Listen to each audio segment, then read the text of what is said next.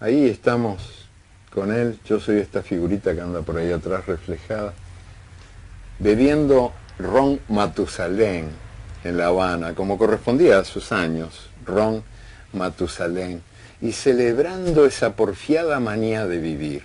Estaba un poco enojado Miguelito conmigo, porque decía que se me habían escapado 2 resurrecciones, que él había resucitado más veces.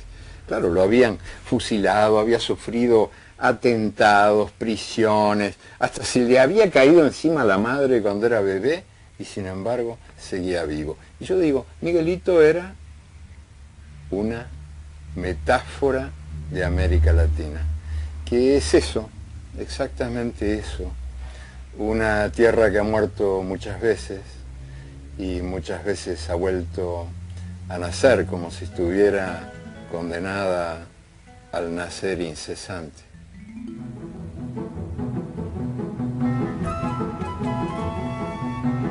Este es un cuadro de Vargas, del carpintero Vargas, que nació, creció, vivió y murió en el pueblo de Cabimas, en el lago de Maracaibo. Y allí pintó el carpintero estos cuadros prodigiosos, que hoy, tiempo después de su muerte, se cotizan mucho porque son ejemplos vivos de la exuberancia de la naturaleza latinoamericana. Pero Cabimas es un pueblo arrasado por el petróleo. Generó muchísima riqueza para los demás y pagó un precio altísimo de peces muertos, hierbas secas, pájaros que vuelan de espaldas.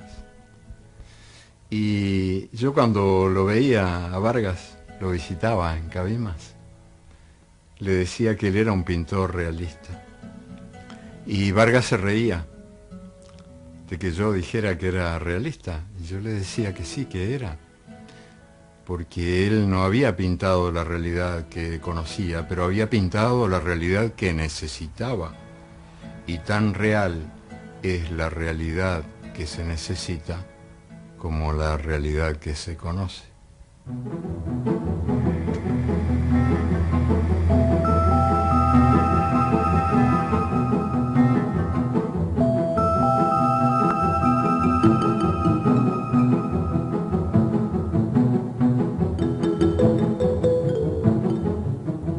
Algo muy parecido ocurre con los diablitos de Ocumicho, estas cerámicas mexicanas, prodigiosas, jubilosas, muy bandidas. Han nacido de las manos de mujeres sufridas, de vida opaca, castigadas por sus maridos y a ellos condenadas como si un marido fuera un destino. Y esas mujeres que viven sumergidas en la tristeza crean un arte sencillo, bello, de tan alta alegría, en hornos muy elementales, muy primitivos. Es increíble, pero ayuda a vivir, saber que cada mundo contiene otros mundos posibles, que cada mundo está embarazado de otros mundos, que esos mundos se llevan en la barriga o vaya a saber a dónde, hasta en el pelo se llevan, lo digo yo que no tengo. Vale la pena recordar que allá por el siglo XVII, siglo XVIII, las esclavas que se escapaban de las plantaciones de Surinam y marchaban selva adentro hacia los santuarios de la libertad, llevaban en sus cabelleras frondosas, envidiables cabelleras, semillas. Se fugaban robando semillas a los amos, semillas de todo lo que encontraban, y cuando llegaban a esos espacios, a esos refugios de los esclavos cimarrones, sacudían sus cabezas y fecundaban así la tierra libre.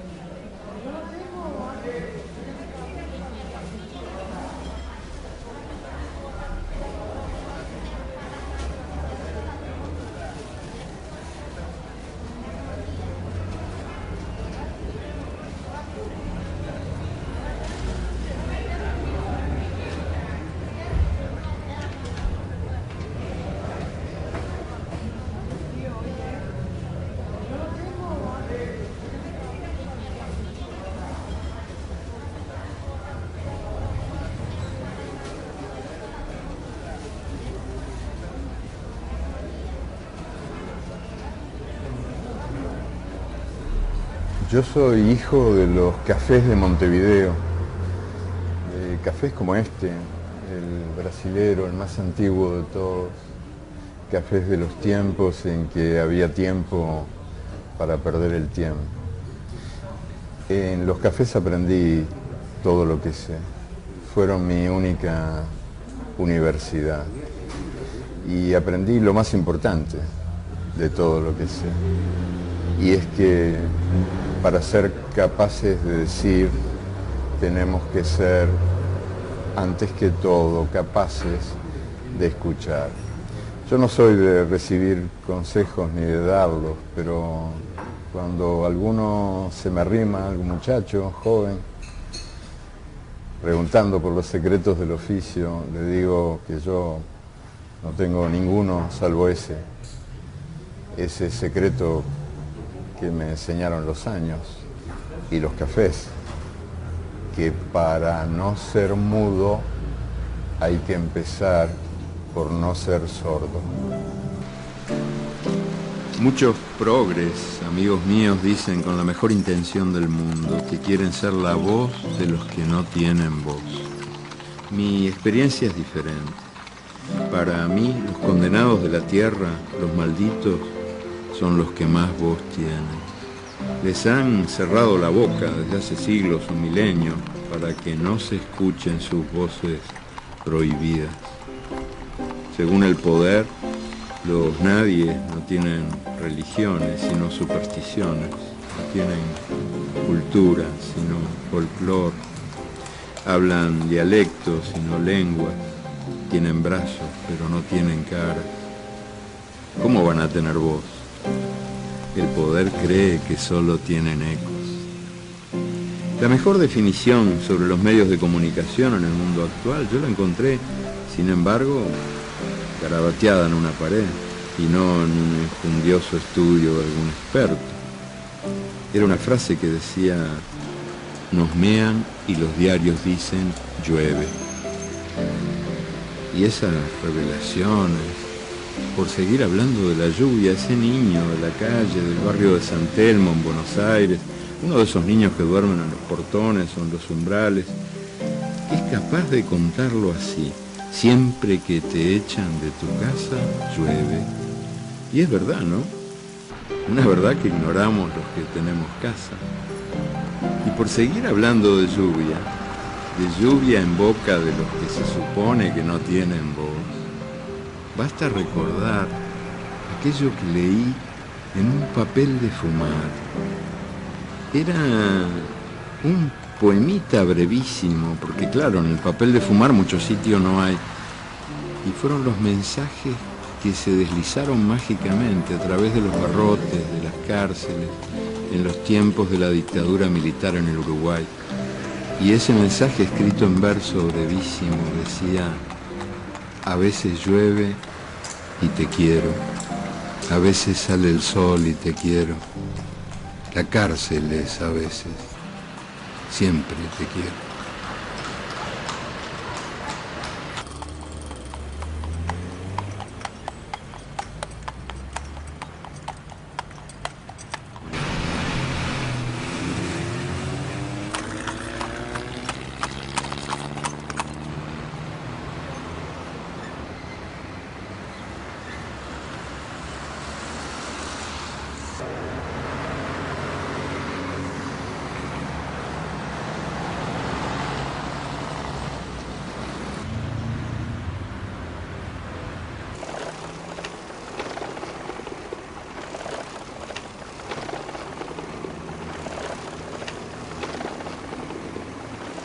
Paisajes de la pobreza. Solo en Montevideo tenemos ahora casi 400 cantegriles, como llamamos nosotros a las chabolas o favelas. Si se sumara su población, sería la segunda ciudad del Uruguay. Nuestro país desmiente a los racistas y a los tecnócratas. Desmiente a los racistas, porque la mayoría de la población es blanca. Parecemos europeos en decadencia. Pero la crisis nos ha golpeado tanto o más que a los países latinoamericanos de colores más subiditos. Y el país también desmiente a los tecnócratas que tienen la costumbre de culpar al gentío. Dicen que América Latina anda mal porque produce demasiada gente, eso dicen. Demasiada gente. Ellas siempre quieren, ellos siempre pueden, eso dicen los expertos. Ah, bueno. ¿Y qué opinan del Uruguay, que es un país vacío? Aquí hay más sillas de ruedas que cochecitos de bebés. Nace poca gente. Y a la poca gente que nace, el país la expulsa.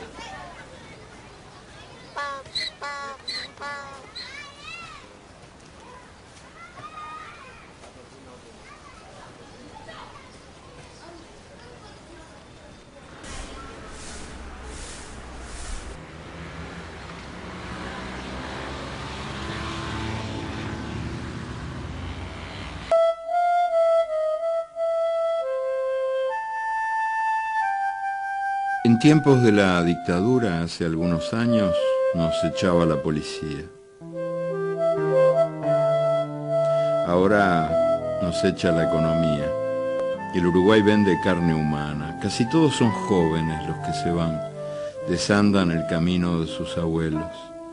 Se van a donde pueden, muchos se van a España buscando trabajo, casa, destino. Desde la victoria del Frente Amplio en las elecciones del 2004, las cosas han empezado a cambiar, pero no es fácil enderezar el tobogán.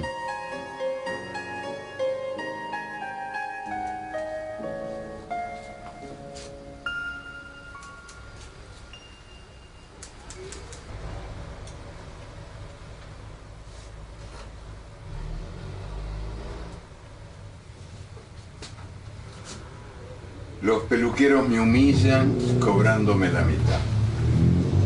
Un amigo, un pan de Dios, un ser de buen corazón, quiso consolarme una vez diciéndome que si el pelo fuera importante, estaría dentro de la cabeza y no afuera. No me sirvió el consuelo. En cambio, me ayuda a saber que en todos estos años se me ha caído muchísimo pelo, pero ninguna idea, ni una sola idea se me ha caído de la cabeza. Y eso, la verdad, alguna importancia de tener si se compara con tanto arrepentido que anda por ahí. Mucho aprendí de Onetti, Juan Carlos Onetti. Él, callado. El maestro fumaba cara al techo, decía poco, decía nada, y callando me enseñó que las únicas palabras que tienen el derecho de existir son las palabras mejores que el silencio. Según me dijo, ese era un proverbio chino, pero Onetti era muy mentiroso. Obdulio Varela era hombre de pocas palabras. Hace más de medio siglo, en 1950, en el estadio de Maracaná, el Uruguay fue campeón del mundo, contra todo pronóstico, contra toda evidencia. Y él, Obdulio, fue el héroe de aquella hazaña imposible. Los brasileños siguen diciendo todavía, fue nuestra Hiroshima, pero son exagerados. En las tribunas de Maracaná rugía el público más numeroso jamás congregado en un partido de fútbol. Mientras el partido duró, Obdulio supo odiar a aquel monstruo enemigo que tenía 200.000 cabezas. Pero después, mientras los demás jugadores uruguayos celebraban la victoria en el hotel, Obdulio se escabulló y pasó la noche bebiendo de bar en bar. La gente lloraba y él estaba arrepentido de haberles hecho tanto daño. Así que pasó la noche entera bebiendo en los bares de Río, abrazado a sus vencidos.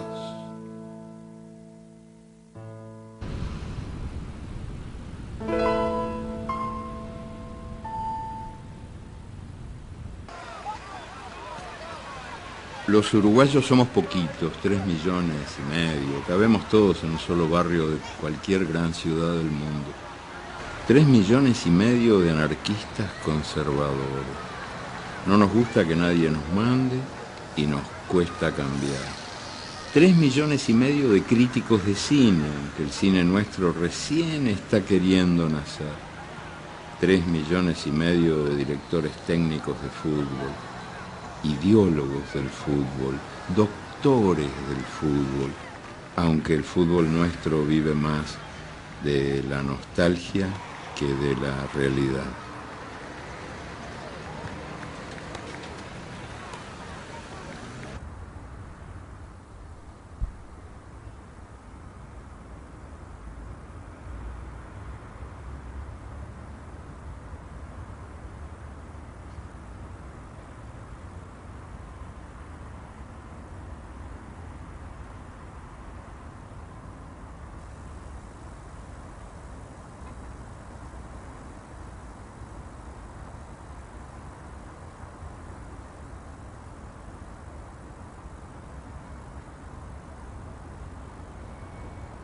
No hay nada menos vacío que un estadio vacío.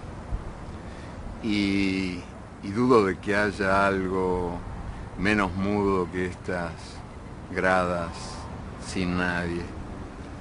Aquí cualquiera que tenga oídos escuchará las voces de los fantasmas, los rugidos.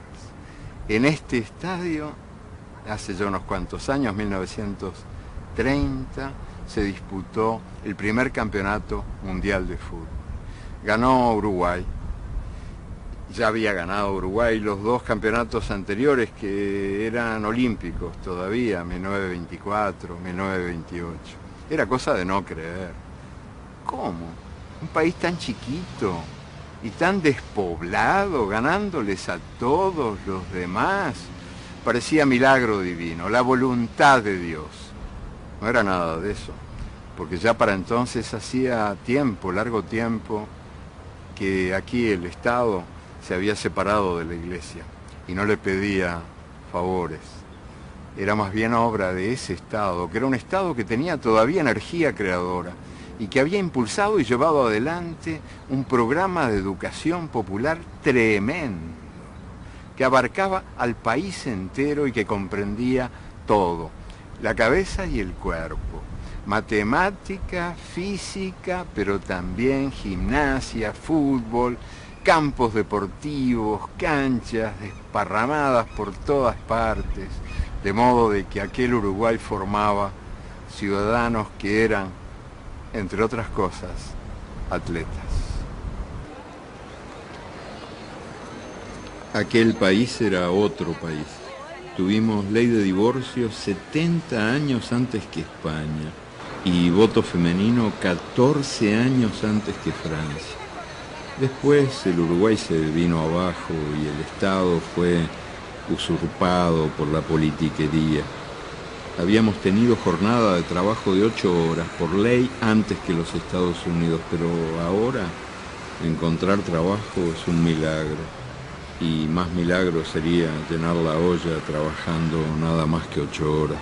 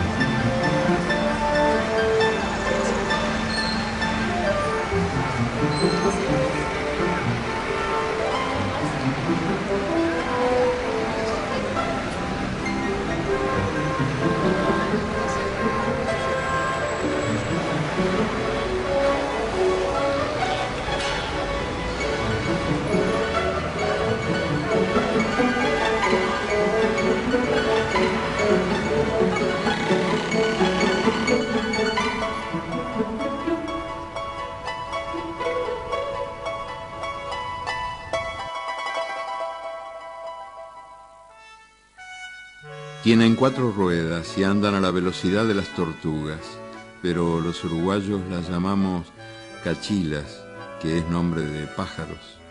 Tienen bigotes de ópera y narices de payaso, pero son damas antiguas. Tienen linaje y solera, pero no se avergüenzan de su edad ni de sus achaques. Tienen numerosa descendencia, pero se llevan pésimo con sus nietos. Las cachilas, esas viejitas irrompibles que desde hace añares pasean muy orondas por los caminos de mi país, no se entienden para nada con los jóvenes automóviles que a ritmo de vértigo devoran el tiempo, la tierra, el aire.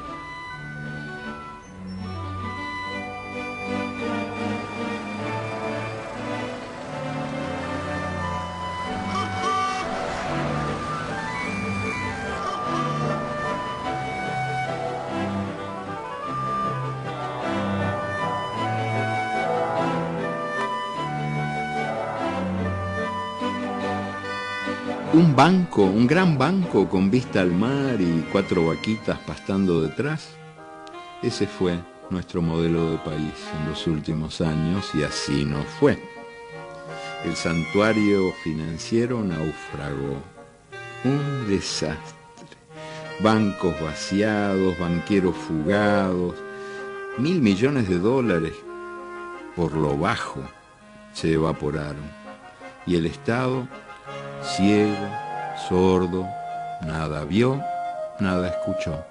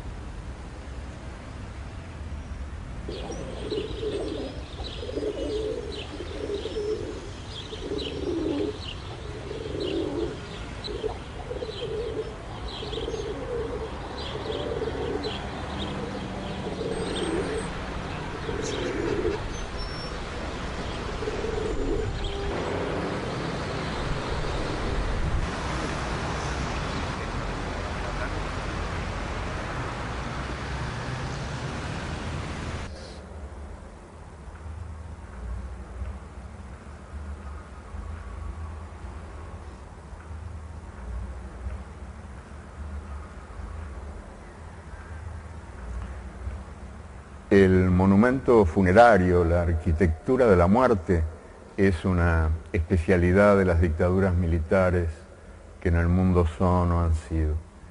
Y la nuestra, la dictadura militar uruguaya, allá por los años 70 y pico, erigió este mausoleo, este adefesio de mármol, disque en homenaje a José Artigas. Yo creo que en realidad era una cárcel para que Artigas, prisionero, no pudiera moverse y hablar, porque hablando era un peligro.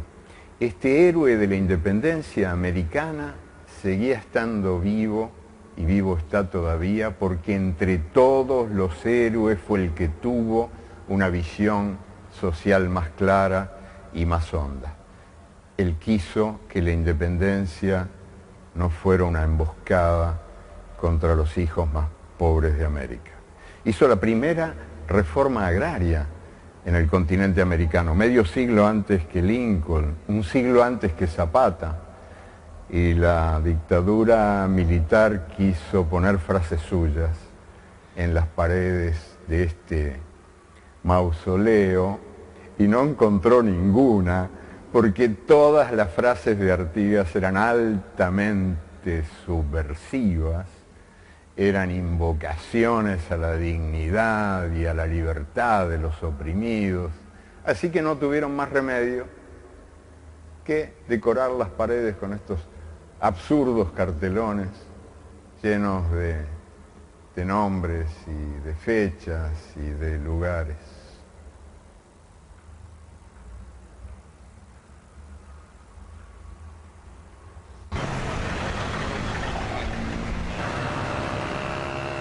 El 1 de marzo del 2005, la bandera del Frente Amplio, que es una de las banderas de Artigas, flameó alta en todo el país. La izquierda ganó las elecciones y la gente celebraba y unos a otros nos decíamos feliz año nuevo, lo que era un disparate, porque no era año nuevo, pero era porque habíamos empezado a creer que otro tiempo había nacido. Ya en la madrugada, aquella noche, alguien me dijo, yo quiero que esta noche no se acabe nunca. Quería decir, yo quiero que esta alegría no se acabe nunca. Y quería decir, yo quiero que esta esperanza no se acabe nunca.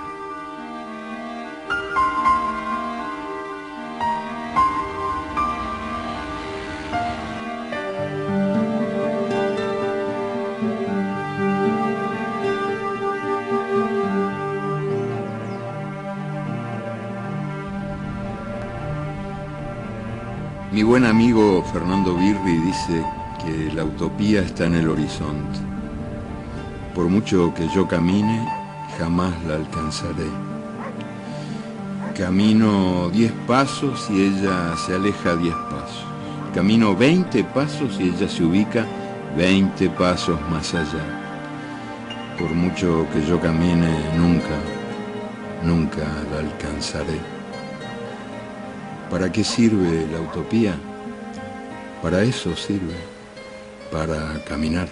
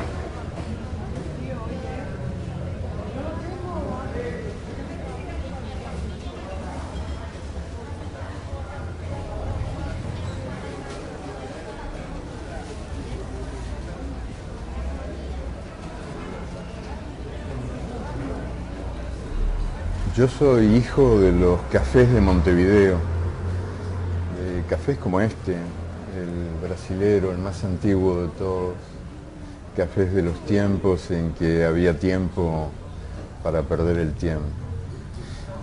En los cafés aprendí todo lo que sé.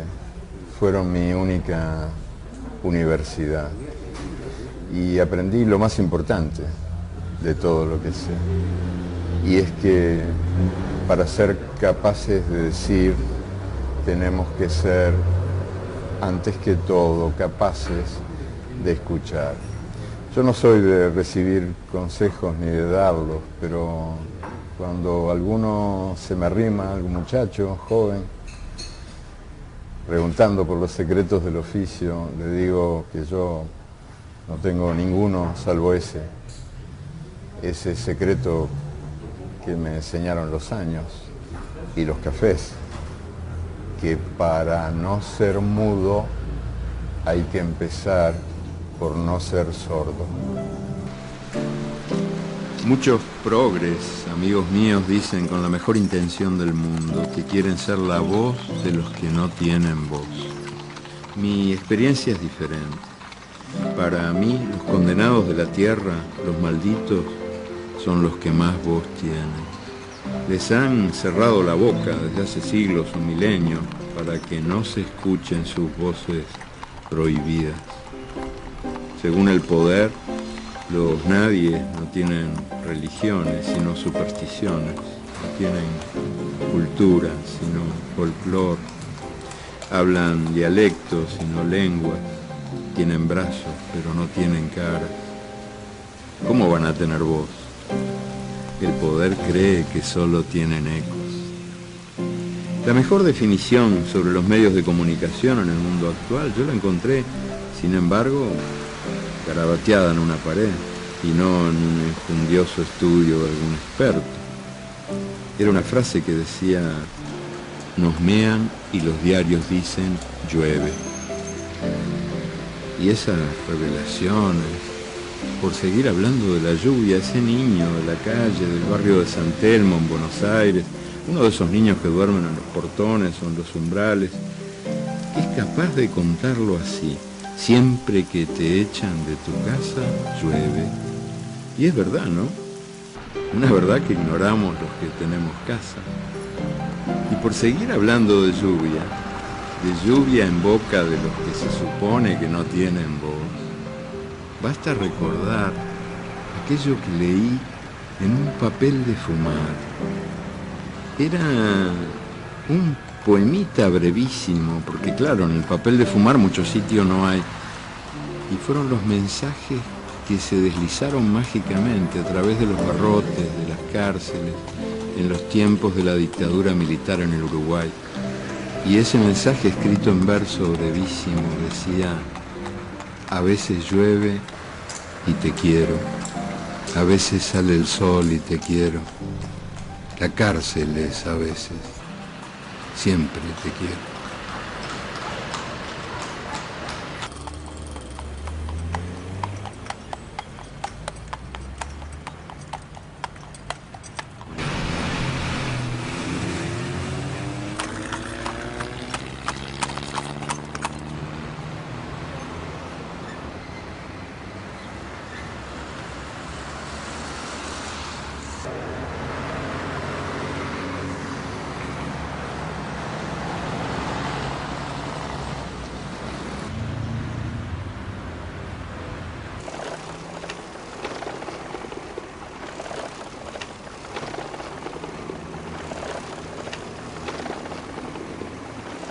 Paisajes de la pobreza.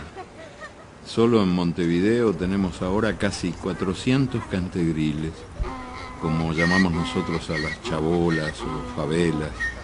Si se sumara su poblachilas, que es nombre de pájaros, tienen bigotes de ópera y narices de payaso, pero son damas antiguas.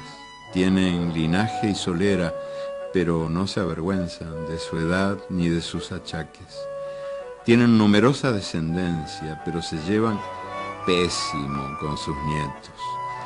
Las cachilas, esas viejitas irrompibles que desde hace añares pasean muy orondas por los caminos de mi país, no se entienden para nada con los jóvenes automóviles que a ritmo de vértigo devoran el tiempo, la tierra, el aire.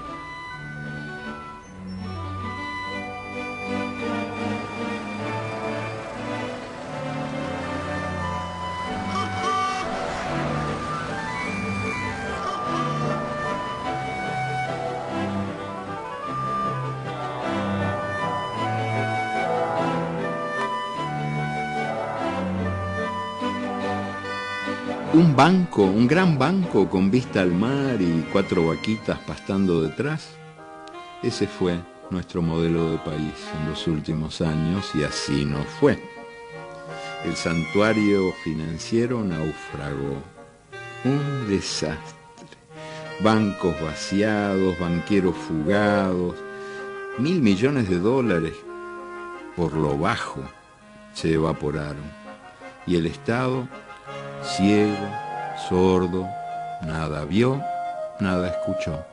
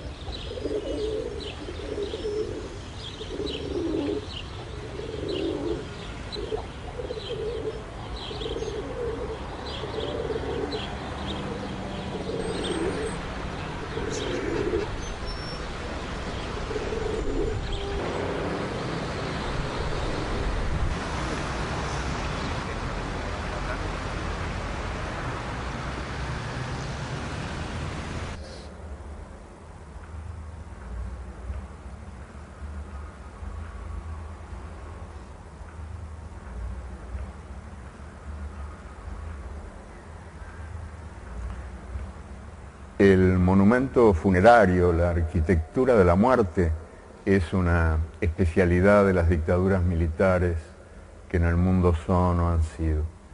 Y la nuestra, la dictadura militar uruguaya, allá por los años 70 y pico, erigió este mausoleo, este adefesio de mármol, disque en homenaje a José Artigas. Yo creo que en realidad era una cárcel para que Artigas, prisionero, no pudiera moverse y hablar, porque hablando era un peligro.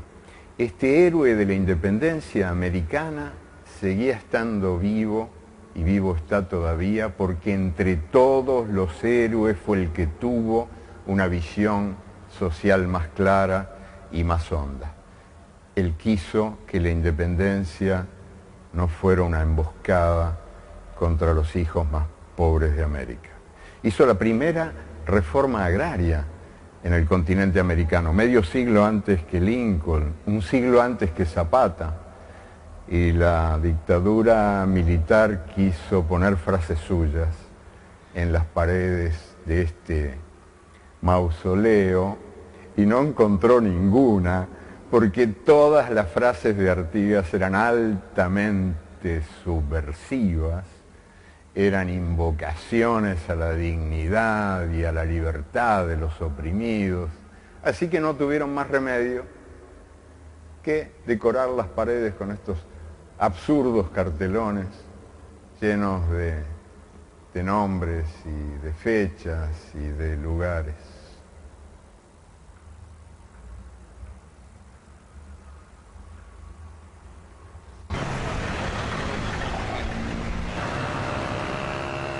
El 1 de marzo del 2005, la bandera del Frente Amplio, que es una de las banderas de Artigas, flameó alta en todo el país. La izquierda ganó las elecciones y la gente celebraba y unos a otros nos decíamos feliz año nuevo, lo que era un disparate, porque no era año nuevo, pero era porque habíamos empezado a creer que otro tiempo había nacido.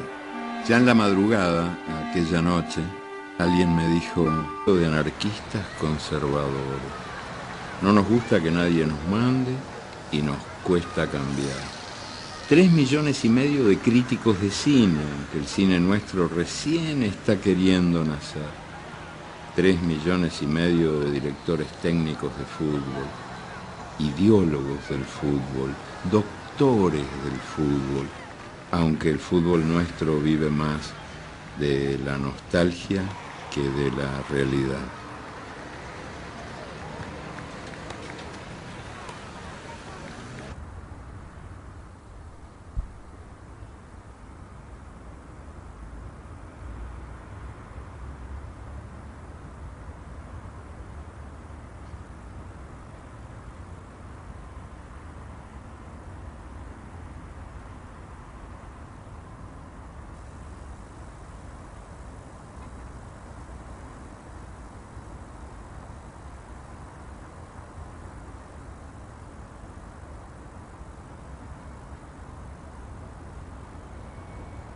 No hay nada menos vacío que un estadio vacío.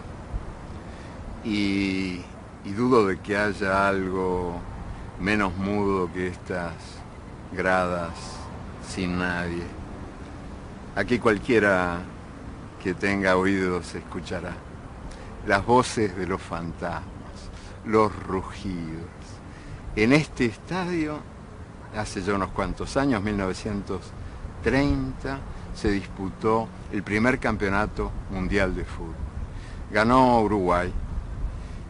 Ya había ganado Uruguay los dos campeonatos anteriores que eran olímpicos todavía, 1924, 1928. Era cosa de no creer. ¿Cómo? Un país tan chiquito y tan despoblado, ganándoles a todos los demás. Parecía milagro divino, la voluntad de Dios. No era nada de eso, porque ya para entonces hacía tiempo, largo tiempo, que aquí el Estado se había separado de la Iglesia y no le pedía favores. Era más bien obra de ese Estado, que era un Estado que tenía todavía energía creadora y que había impulsado y llevado adelante un programa de educación popular tremendo, que abarcaba al país entero y que comprendía todo, la cabeza y el cuerpo, matemática, física, pero también gimnasia, fútbol, campos deportivos, canchas desparramadas por todas partes, de modo de que aquel Uruguay formaba ciudadanos que eran, entre otras cosas, atletas. Aquel país era otro país. Tuvimos ley de divorcio 70 años antes que España y voto femenino 14 años antes que Francia. Después el Uruguay se vino abajo y el Estado fue usurpado por la politiquería. Habíamos tenido jornada de trabajo de 8 horas por ley antes que los Estados Unidos, pero ahora encontrar trabajo es un milagro. Y más milagro sería llenar la olla trabajando nada más que 8 horas.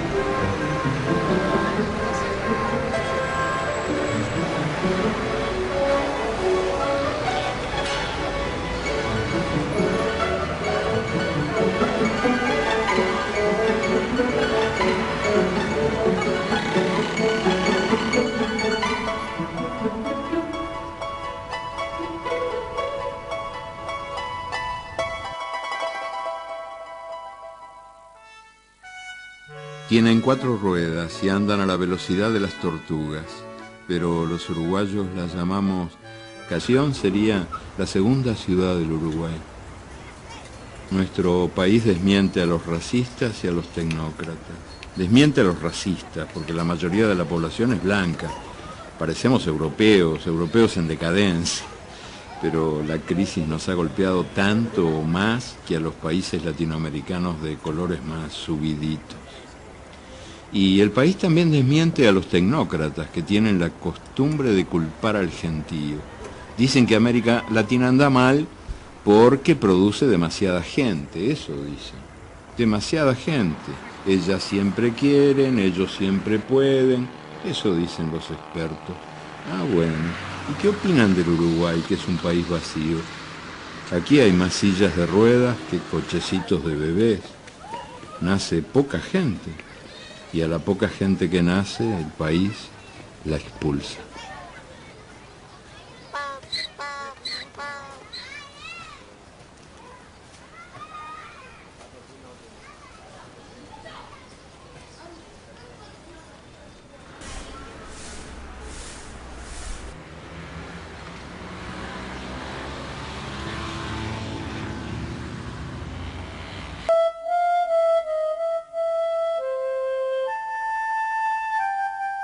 En tiempos de la dictadura, hace algunos años, nos echaba la policía. Ahora nos echa la economía. El Uruguay vende carne humana. Casi todos son jóvenes los que se van. Desandan el camino de sus abuelos. Se van a donde pueden, muchos se van a España buscando trabajo, casa, destino. Desde la victoria del Frente Amplio, en las elecciones del 2004, las cosas han empezado a cambiar, pero no es fácil enderezar el tobogán.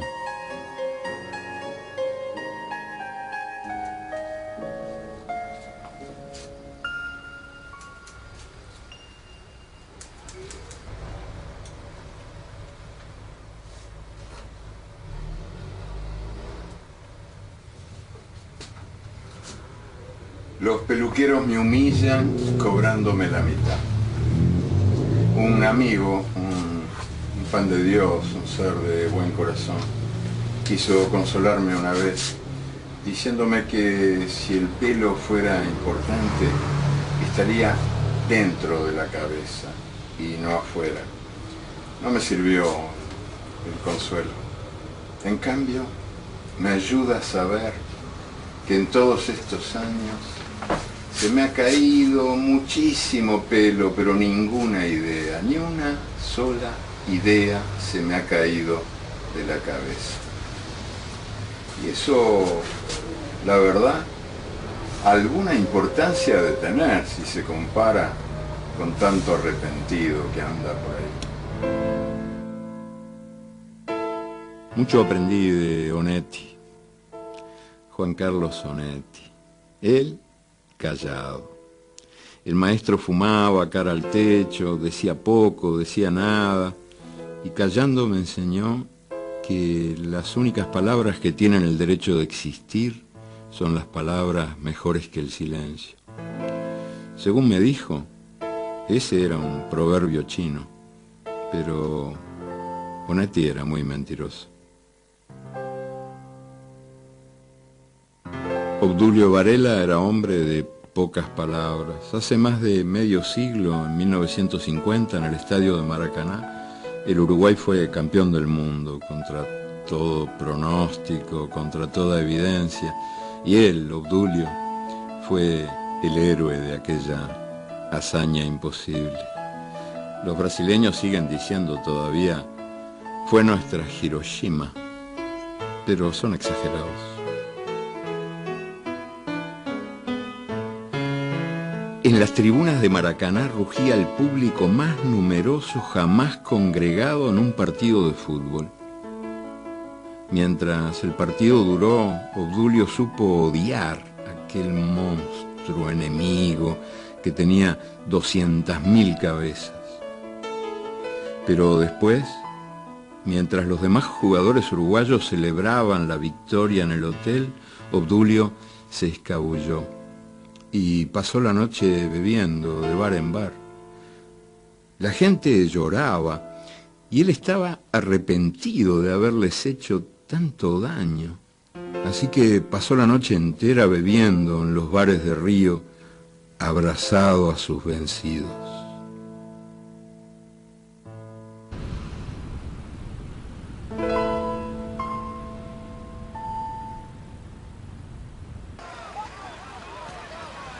Los uruguayos somos poquitos, 3,5 millones, cabemos todos en un solo barrio de cualquier gran ciudad del mundo. 3,5 millones.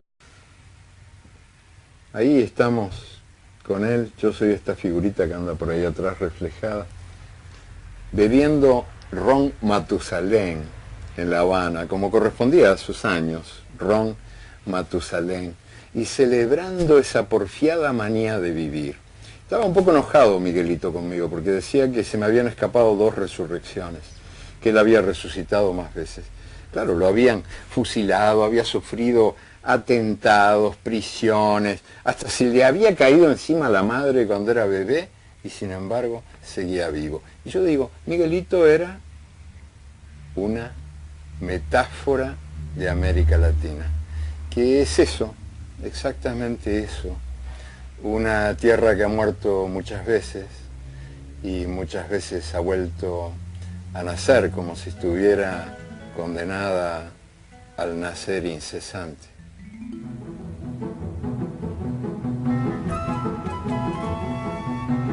Este es un cuadro de Vargas, del carpintero Vargas, que nació, creció, vivió y murió en el pueblo de Cabimas, en el lago de Maracaibo.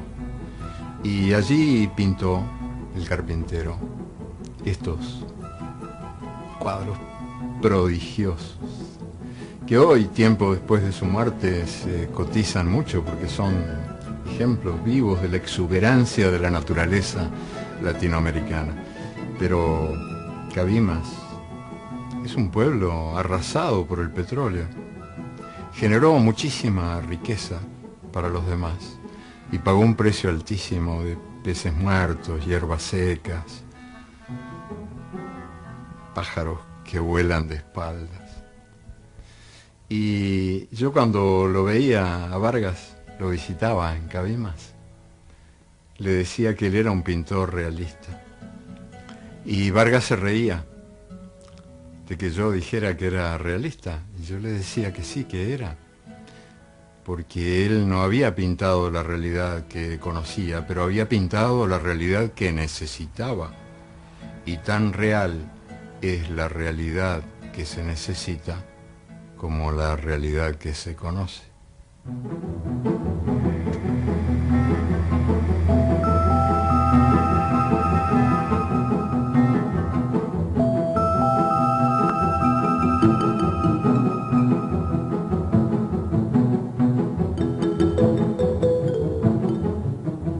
Algo muy parecido ocurre con los diablitos de Ocumicho, estas cerámicas mexicanas, prodigiosas, jubilosas, muy bandidas.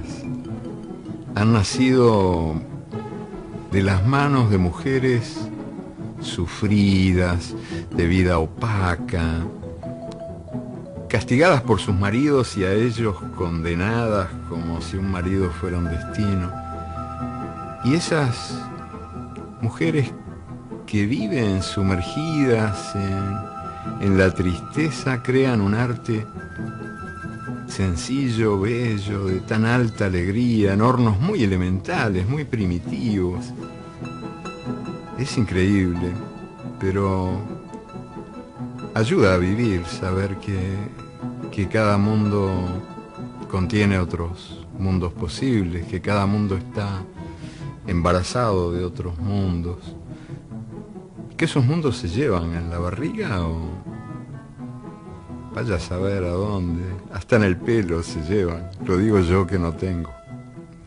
Vale la pena recordar que allá por el siglo XVII, siglo XVIII, las esclavas que se escapaban de las plantaciones de Surinam y marchaban selva adentro hacia los santuarios de la libertad. Llevaban en sus cabelleras frondosas, envidiables cabelleras, semillas. Se fugaban robando semillas a los amos.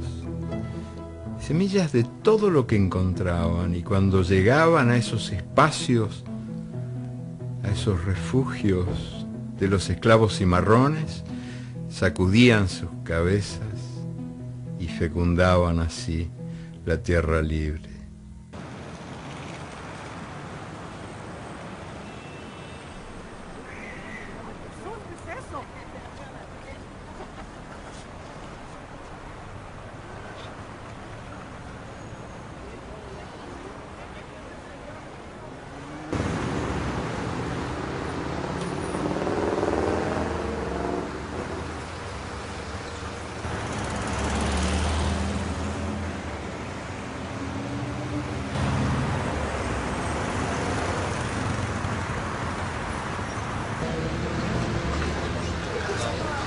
Miguelito era una metáfora de América Latina, que es eso, exactamente eso, una tierra que ha muerto muchas veces y muchas veces ha vuelto a nacer como si estuviera condenada al nacer incesante.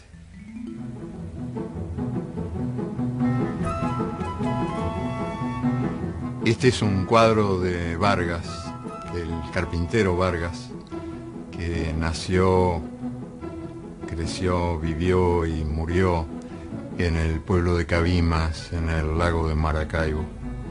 Y allí pintó el carpintero estos cuadros prodigiosos, que hoy, tiempo después de su muerte, se cotizan mucho porque son ejemplos vivos de la exuberancia de la naturaleza latinoamericana. Pero Cabimas es un pueblo arrasado por el petróleo. Generó muchísima riqueza para los demás y pagó un precio altísimo de peces muertos, hierbas secas, pájaros que vuelan de espaldas.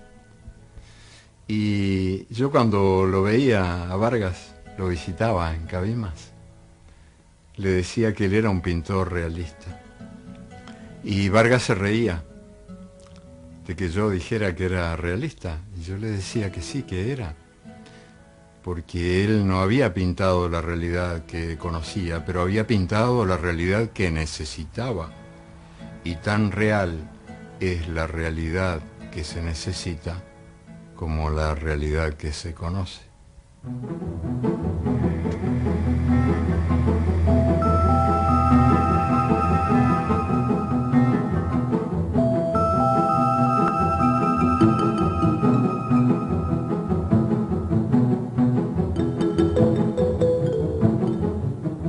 Algo muy parecido ocurre con los diablitos de Ocumichu.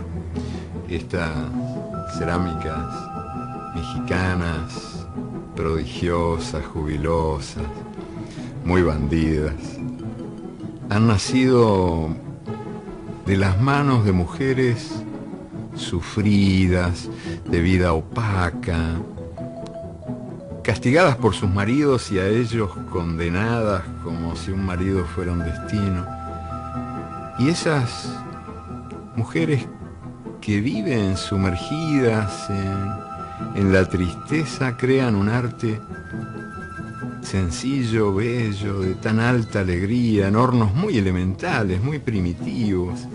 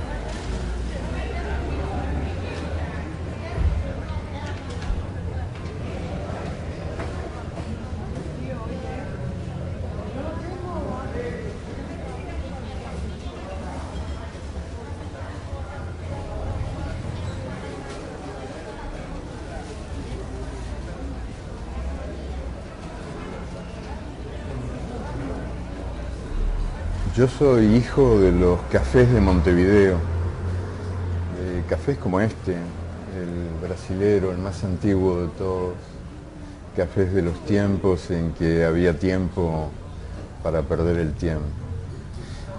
En los cafés aprendí todo lo que sé, fueron mi única universidad y aprendí lo más importante de todo lo que sé, y es que para ser capaces de decir tenemos que ser antes que todo capaces de escuchar.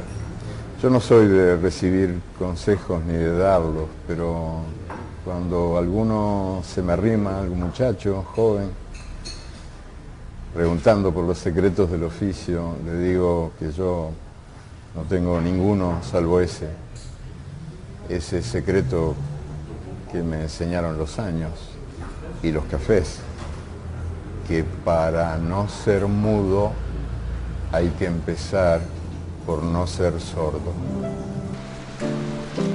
Muchos progres, amigos míos, dicen con la mejor intención del mundo que quieren ser la voz de los que no tienen voz. Mi experiencia es diferente. Para mí, los condenados de la tierra, los malditos, son los que más voz tienen. Les han cerrado la boca desde hace siglos o milenios para que no se escuchen sus voces prohibidas.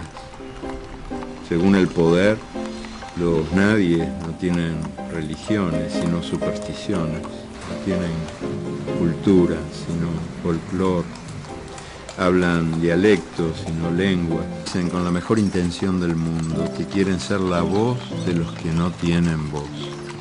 Mi experiencia es diferente. Para mí, los condenados de la tierra, los malditos, son los que más voz tienen.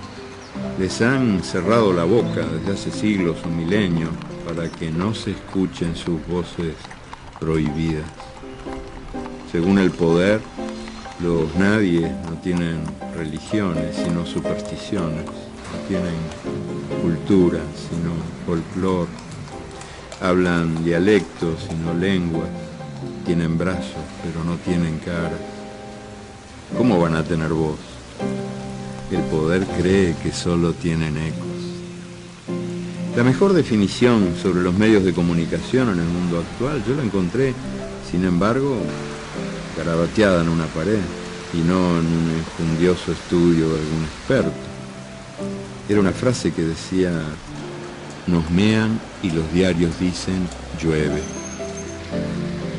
Y esas revelaciones, por seguir hablando de la lluvia, ese niño de la calle, del barrio de San Telmo en Buenos Aires, uno de esos niños que duermen en los portones o en los umbrales, es capaz de contarlo así: siempre que te echan de tu casa, llueve.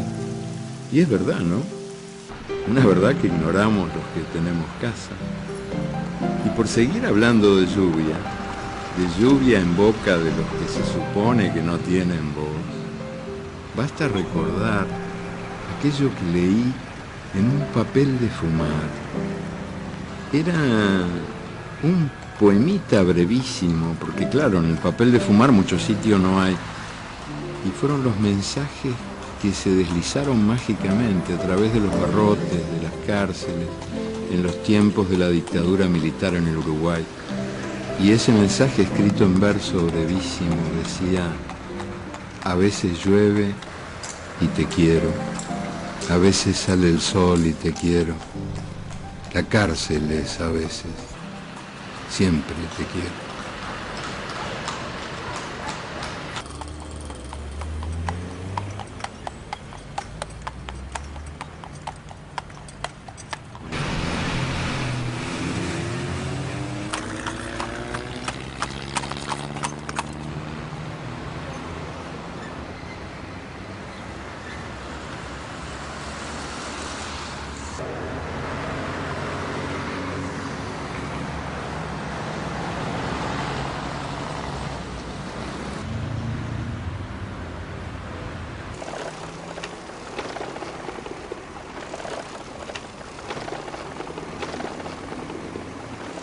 Paisajes de la pobreza.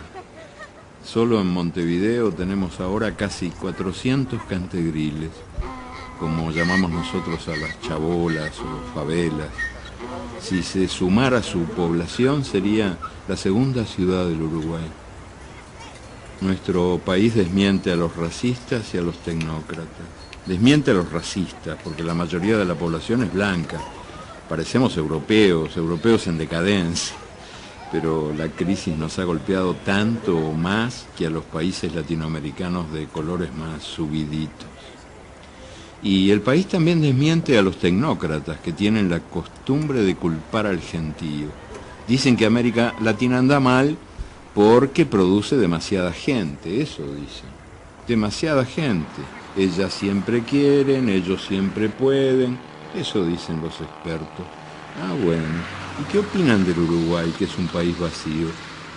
Aquí hay más sillas de ruedas que cochecitos de bebés. Nace poca gente. Y a la poca gente que nace, el país la expulsa.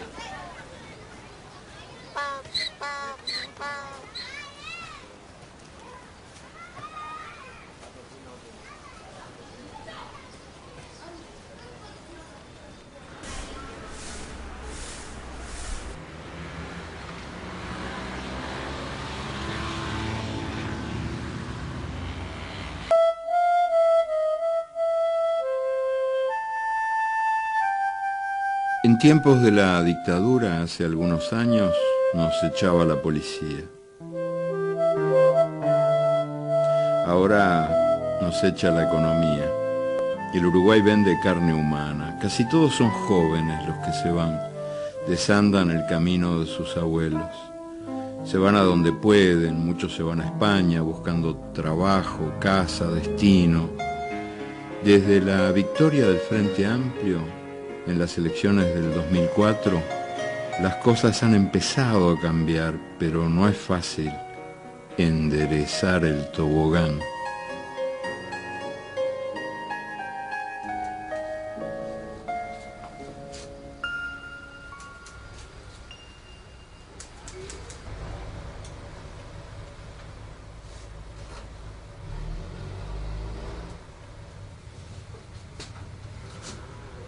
Los peluqueros me humillan cobrándome la mitad. Un amigo, un pan de Dios, un ser de buen corazón, quiso consolarme una vez diciéndome que si el pelo fuera importante, estaría dentro de la cabeza. Es decir, tenemos que ser, antes que todo, capaces de escuchar.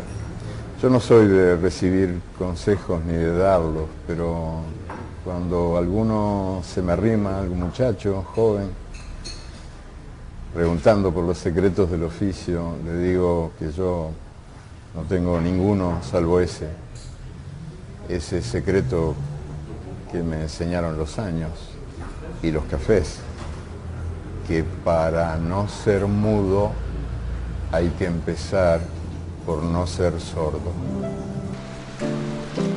Muchos progres, amigos míos, dicen con la mejor intención del mundo que quieren ser la voz de los que no tienen voz. Mi experiencia es diferente. Para mí, los condenados de la tierra, los malditos, son los que más voz tienen. Les han cerrado la boca desde hace siglos o milenios para que no se escuchen sus voces prohibidas. Según el poder, los nadies no tienen religiones, sino supersticiones, no tienen cultura, sino folclor, hablan dialectos, sino lenguas, tienen brazos, pero no tienen cara. ¿Cómo van a tener voz? El poder cree que solo tienen ecos. La mejor definición sobre los medios de comunicación en el mundo actual, yo la encontré, sin embargo, garabateada en una pared y no en un enjundioso estudio de algún experto. Era una frase que decía: nos mean y los diarios dicen llueve. Y esas revelaciones, por seguir hablando de la lluvia, ese niño de la calle, del barrio de San Telmo en Buenos Aires, uno de esos niños que duermen en los portones o en los umbrales, ¿qué es capaz de contarlo así. Siempre que te echan de tu casa, llueve. Y es verdad, ¿no?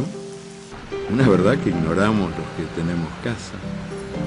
Y por seguir hablando de lluvia en boca de los que se supone que no tienen voz, basta recordar aquello que leí en un papel de fumar. Era un poemita brevísimo, porque claro, en el papel de fumar mucho sitio no hay. Y fueron los mensajes que se deslizaron mágicamente a través de los barrotes, de las cárceles, en los tiempos de la dictadura militar en el Uruguay. Y ese mensaje escrito en verso brevísimo decía: a veces llueve y te quiero, a veces sale el sol y te quiero, la cárcel es a veces.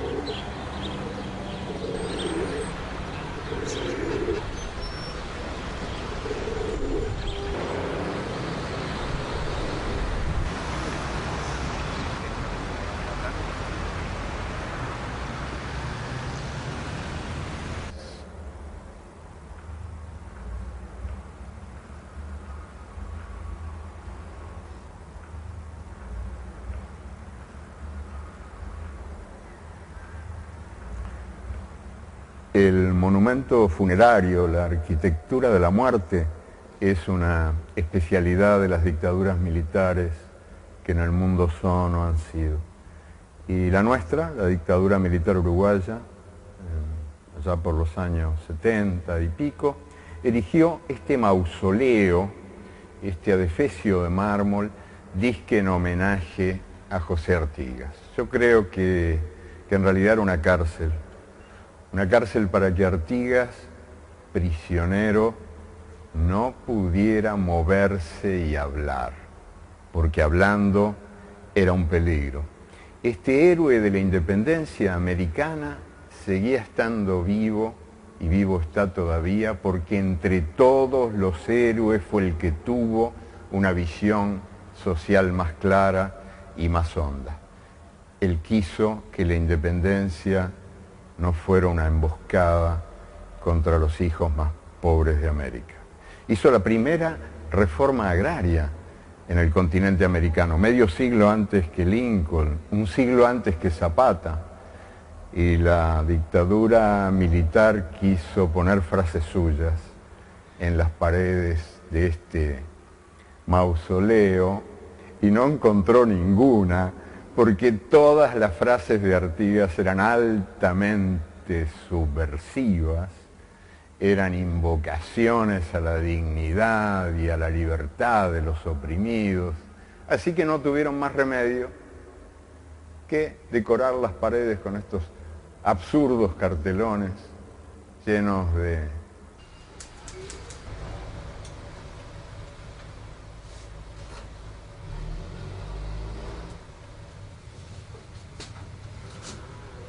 los peluqueros me humillan cobrándome la mitad.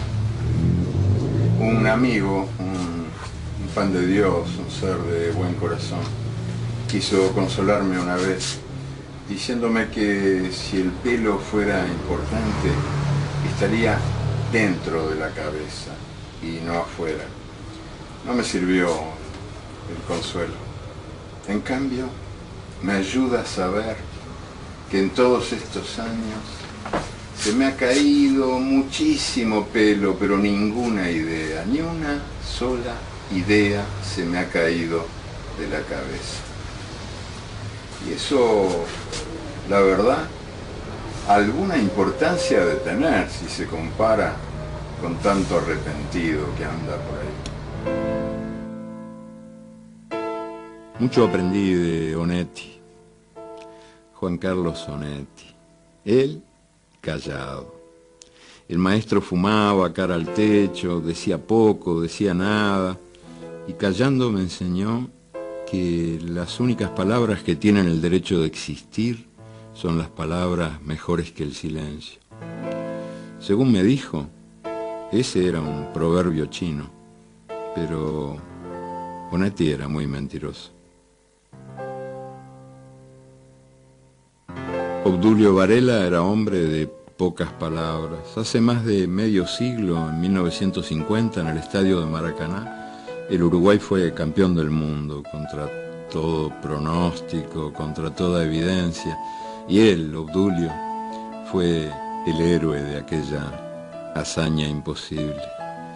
Los brasileños siguen diciendo todavía, fue nuestra Hiroshima, pero son exagerados. En las tribunas de Maracaná rugía el público más numeroso jamás congregado en un partido de fútbol. Mientras el partido duró, Obdulio supo odiar a aquel monstruo enemigo que tenía 200.000 cabezas. Pero después, mientras los demás jugadores uruguayos celebraban la victoria en el hotel, Obdulio se escabulló y pasó la noche bebiendo de bar en bar. La gente lloraba y él estaba arrepentido de haberles hecho tanto daño.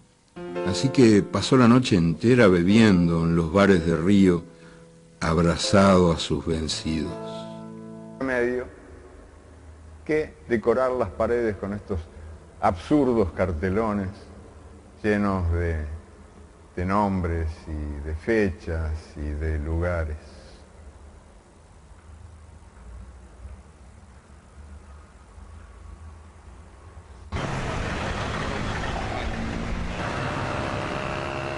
El 1 de marzo del 2005, la bandera del Frente Amplio, que es una de las banderas de Artigas, flameó alta en todo el país. La izquierda ganó las elecciones y la gente celebraba y unos a otros nos decíamos feliz año nuevo, lo que era un disparate, porque no era año nuevo, pero era porque habíamos empezado a creer que otro tiempo había nacido. Ya en la madrugada, aquella noche, alguien me dijo, yo quiero que esta noche no se acabe nunca. Quería decir, yo quiero que esta alegría no se acabe nunca. Y quería decir, yo quiero que esta esperanza no se acabe nunca.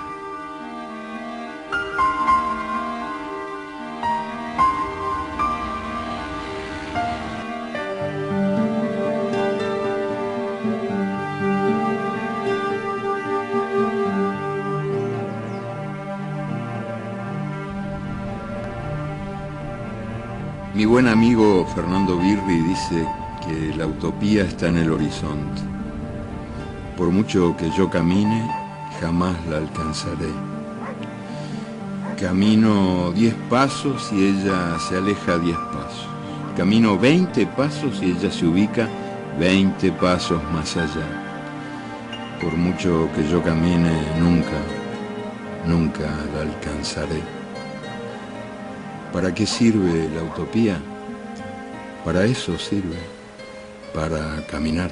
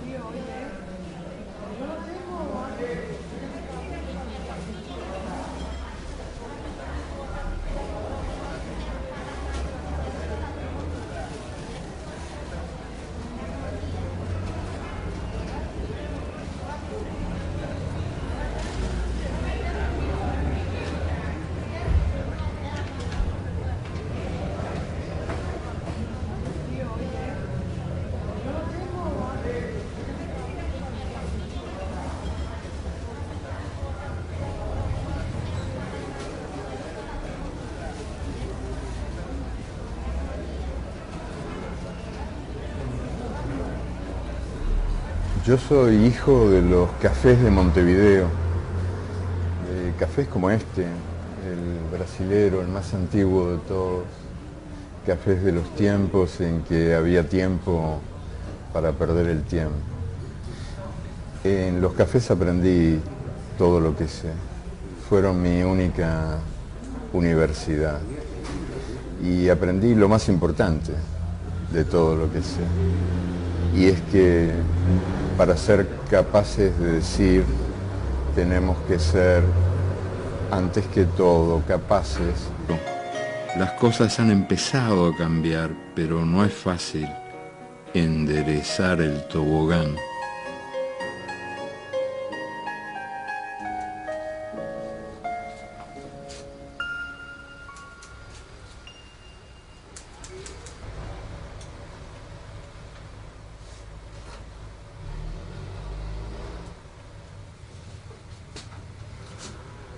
Los peluqueros me humillan cobrándome la mitad. Un amigo, un pan de Dios, un ser de buen corazón, quiso consolarme una vez diciéndome que si el pelo fuera importante estaría dentro de la cabeza y no afuera. No me sirvió el consuelo. En cambio, me ayuda a saber que en todos estos años se me ha caído muchísimo pelo, pero ninguna idea, ni una sola idea se me ha caído de la cabeza. Y eso, la verdad, alguna importancia ha de tener si se compara con tanto arrepentido que anda por ahí. Mucho aprendí de Onetti, Juan Carlos Onetti. Él, callado. El maestro fumaba cara al techo, decía poco, decía nada, y callando me enseñó que las únicas palabras que tienen el derecho de existir son las palabras mejores que el silencio. Según me dijo, ese era un proverbio chino, pero Onetti era muy mentiroso. Obdulio Varela era hombre de pocas palabras. Hace más de medio siglo, en 1950, en el estadio de Maracaná, el Uruguay fue campeón del mundo, contra todo pronóstico, contra toda evidencia, y él, Obdulio, fue el héroe de aquella hazaña imposible. Los brasileños siguen diciendo todavía, fue nuestra Hiroshima, pero son exagerados.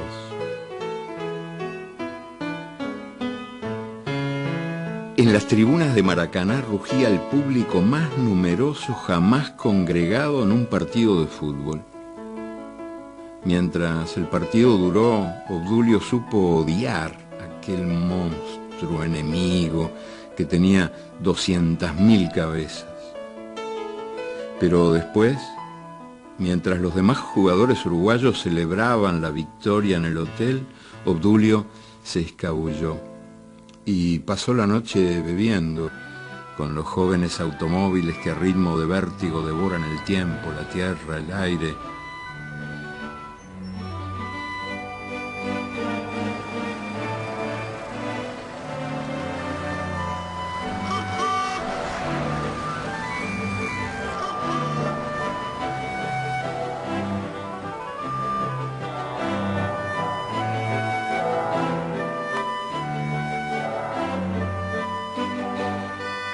Un banco, un gran banco con vista al mar y 4 vaquitas pastando detrás.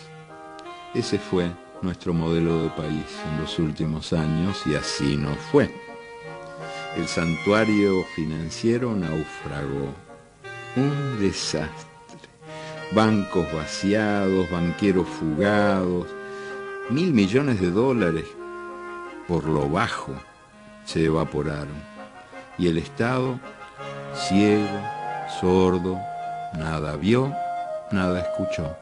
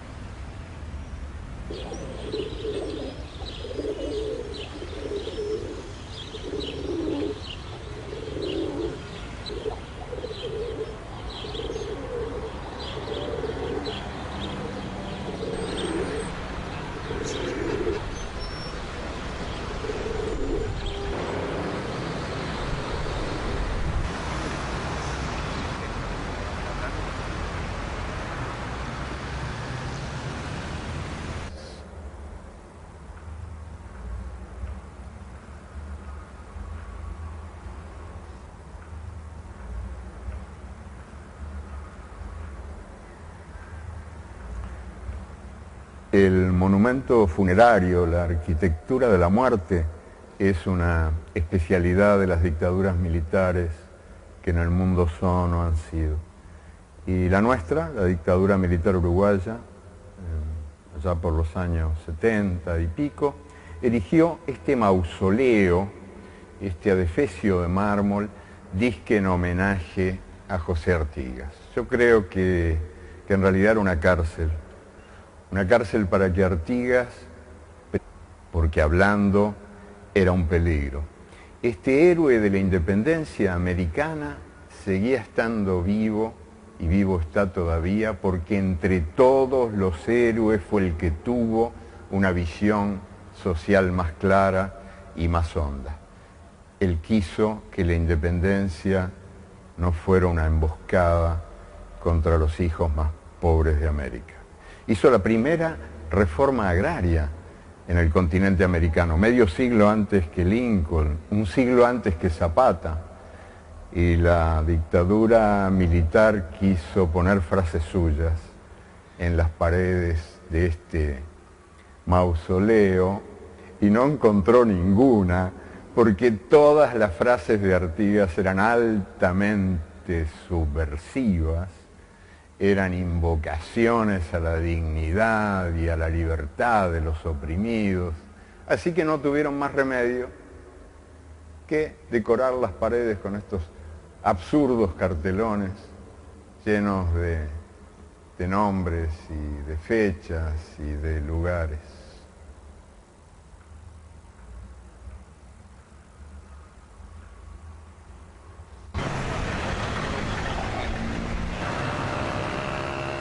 El 1 de marzo del 2005, la bandera del Frente Amplio, que es una de las banderas de Artigas, flameó alta en todo el país. La izquierda ganó las elecciones y la gente celebraba y unos a otros nos decíamos feliz año nuevo, lo que era un disparate, porque no era año nuevo, pero era porque habíamos empezado a creer que otro tiempo había nacido.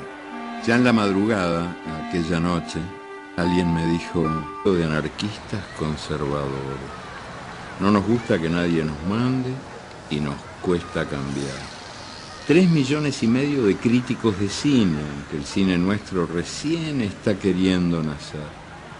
3,5 millones de directores técnicos de fútbol, ideólogos del fútbol, doctores del fútbol, aunque el fútbol nuestro vive más de la nostalgia que de la realidad.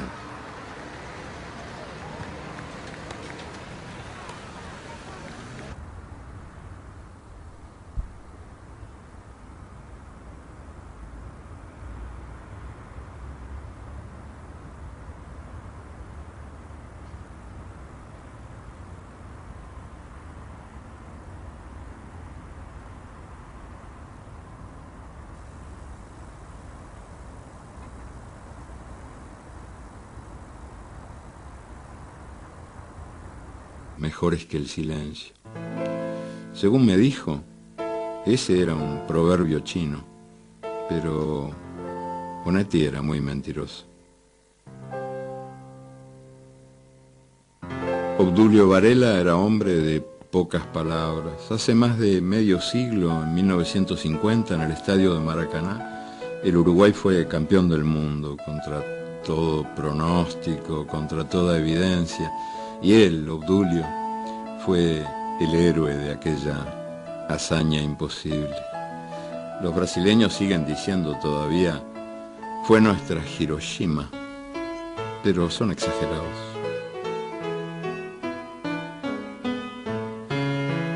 En las tribunas de Maracaná rugía el público más numeroso jamás congregado en un partido de fútbol. Mientras el partido duró, Obdulio supo odiar a aquel monstruo enemigo que tenía 200.000 cabezas. Pero después, mientras los demás jugadores uruguayos celebraban la victoria en el hotel, Obdulio se escabulló y pasó la noche bebiendo de bar en bar. La gente lloraba y él estaba arrepentido de haberles hecho tanto daño. Así que pasó la noche entera bebiendo en los bares de Río, abrazado a sus vencidos.